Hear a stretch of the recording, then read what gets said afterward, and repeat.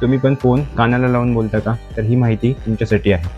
86% लोक फोन थेट कानाला लावून बोलतात, मात्र त्यामुळे मोबाईलमधनं येणाऱ्या रेडिएशनचा कान आणि मेंदूवरती थेट परिणाम होतो.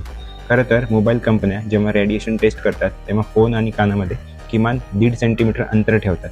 हेच अंतर ठेवून सार टेस्ट केली जाते.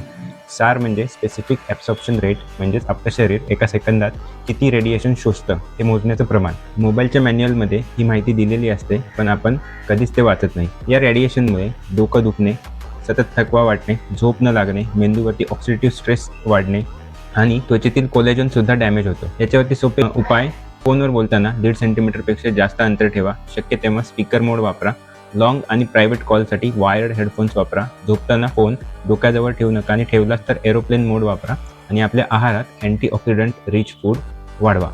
ही माहिती त्यांना शेअर करा जे फोनवरती तासनतास बोलतात आणि स्वतःच्या बरोबर दुसऱ्यांचं पण आरोग्य धोक्यात टाकतात. रील आवडल्यास लाईक अँड शेअर करा आणि अशा टिप्ससाठी फॉलो करा. थँक्यू.